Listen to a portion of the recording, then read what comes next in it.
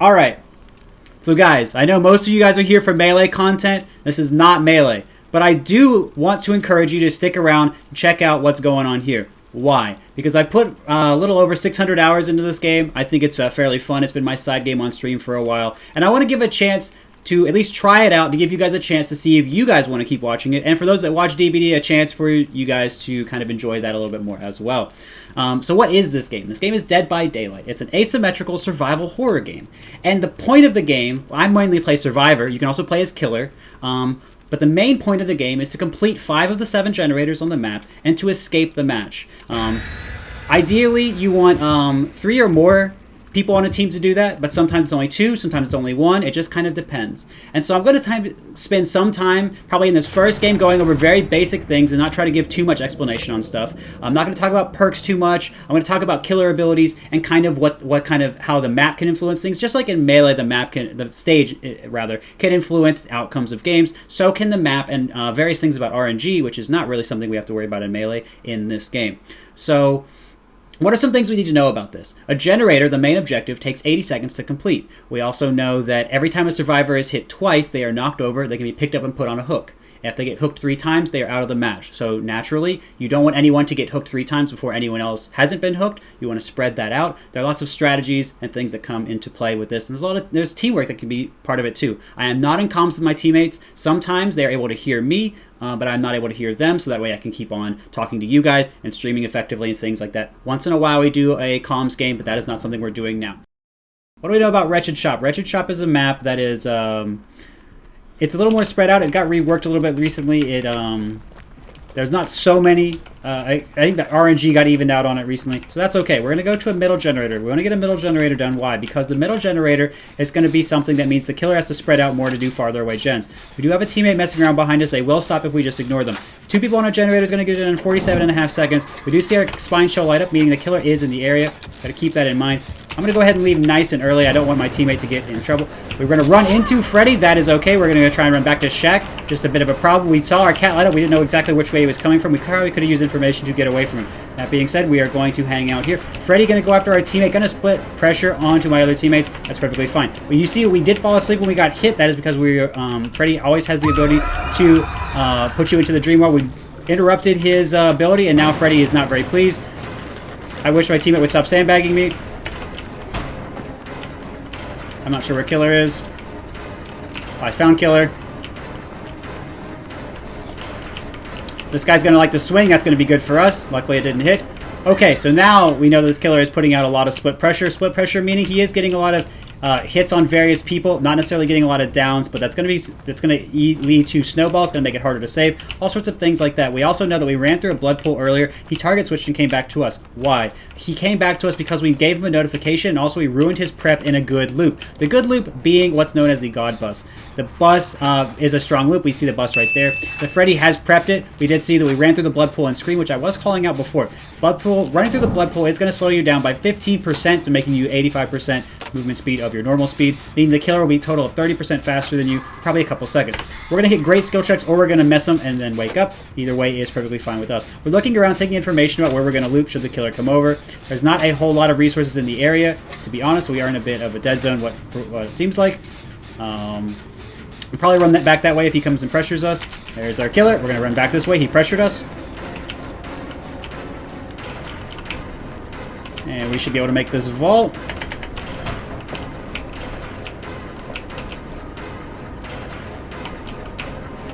Now here comes the mix-up. Do I vault or do I fake? He's put down his blood pools. Okay, so as you can see, the blood pool did slow me down and did make it so that I could only do a medium vault instead of a fast one. However, I think I would have gone down there anyway. Freddy was opting to put down these blood pools here as opposed to chasing me around, which is why he did not catch up to me as quickly. But as you can see, the loop was going to be ended regardless. What did I need to do to adapt? I need to try and break away, go that way into something else, although I probably was not going to be able to make that. Just getting into this loop, the TL wall that I pointed out before, again, one wall intersecting with another wall, and then one wall just hitting another wall at the corner.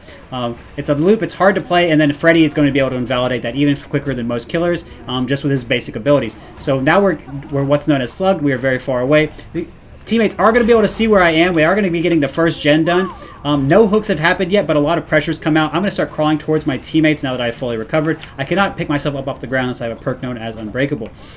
We see a teammate coming towards us. I probably should have started crawling a little bit earlier, but I was spending a little bit of time talking to you guys because I thought the killer was going to come back and hook me, and that was a mistaken assumption on my part. So now we're going to take a heal coming out from our teammate. Freddy will probably come back. He's going to come back. I'm just going to get lucky and have that skill check miss so I can wake up. Now I'm no longer affected by blood pools, which is very good.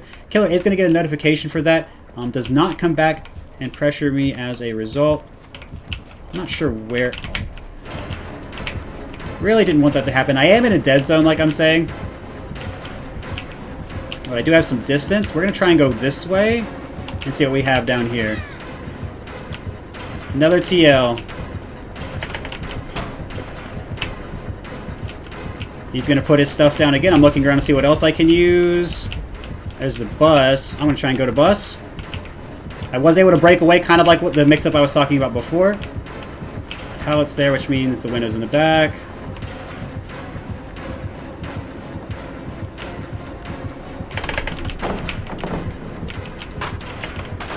We gave him a really good pallet. We're going to see where he goes. He's going to go this way. I'm going to turn around.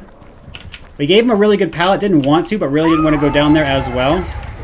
Right as I fell asleep, I ran over a blood pool. That was kind of weird. We're going to break his prep here so it's easier to run through it later. I know we're going to need it. So as you can see, bought some good time. Gave him a really good resource. That's going to be a problem for us later on. Not a lot of resources left to work with.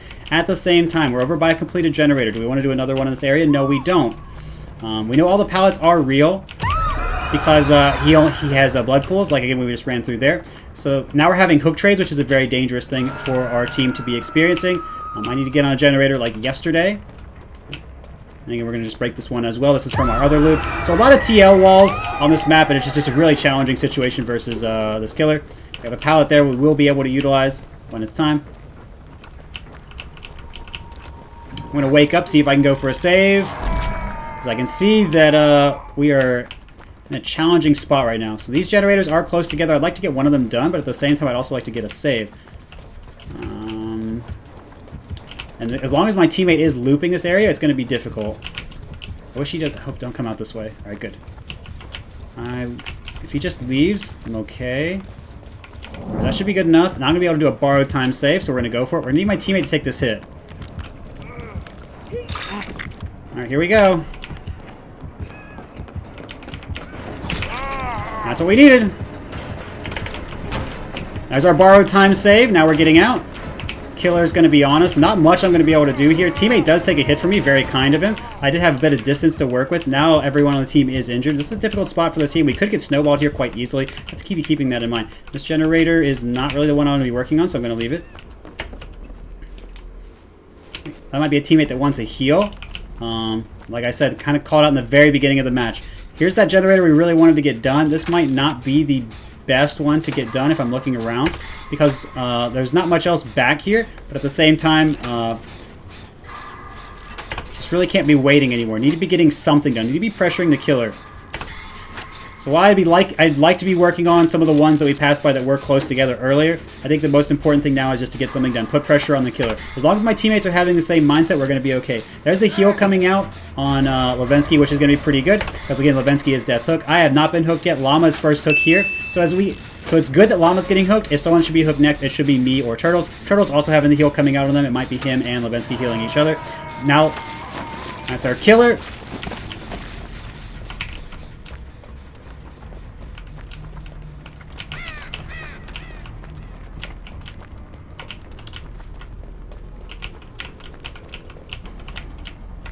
Trying to figure out where. Oh, there it is.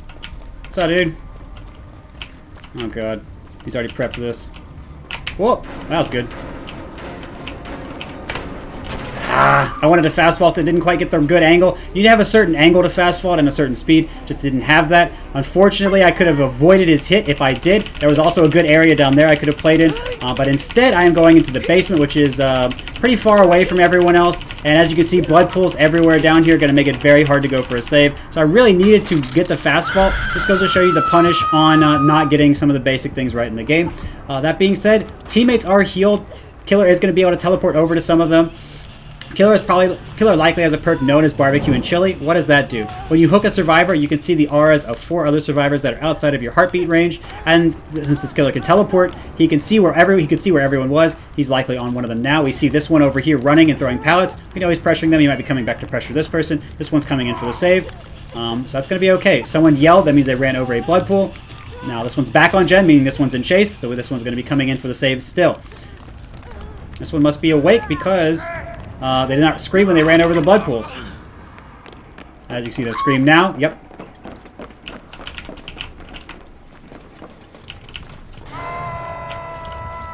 Freddy immediately starts putting down blood pools. I don't mind pulling his attention. I just don't think this could end okay for me. Alright, so we're going to do what we wanted to do before. See if we can pull him back this way.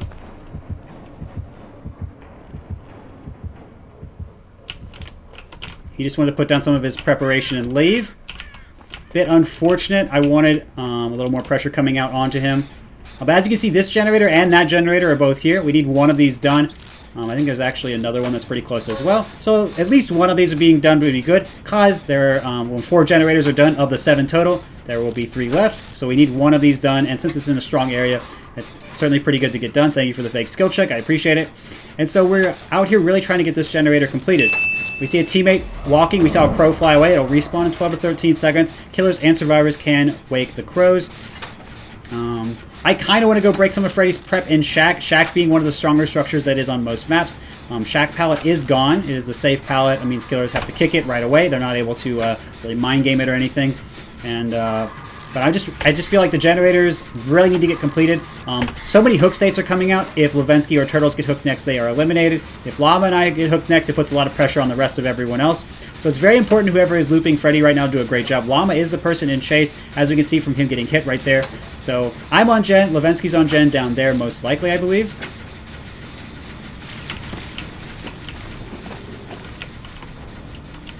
I don't know where this dude is.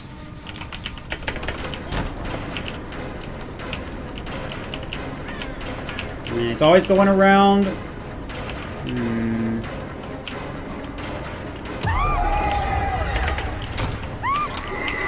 Got him.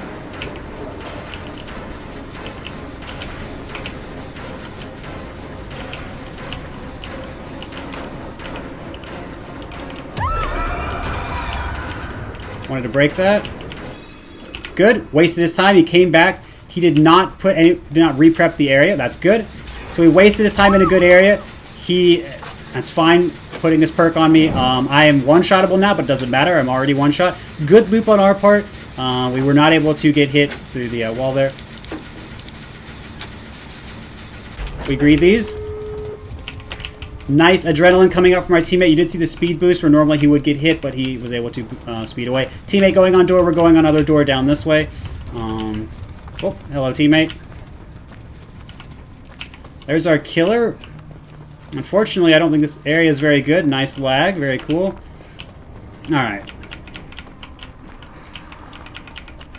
I'm going to try and break that early. There's a pallet. I don't know if I'll be able to use that. I guess we're just going to go back. Yeah, I guess I'm just going to go back because I can't use this door down here now.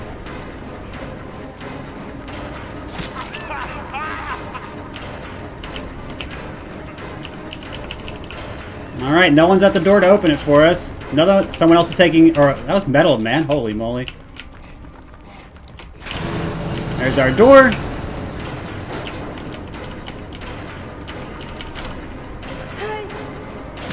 That was weird.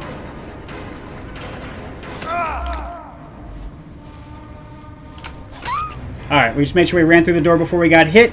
And GG's to Freddy. We wasted a lot of his time there at the end. We gave Levensky time to either open the door, find hatch, and stay on it. We had a very important loop there at the end. And, okay, yeah. So, now we know that Levensky was perfectly fine, which is very good to know. And we bought enough time for him to escape. GG's well played to the killer. Important loop coming out at the end. Just goes to show that breaking Freddy's prep and knowing your loops and environment is very important for success. GG.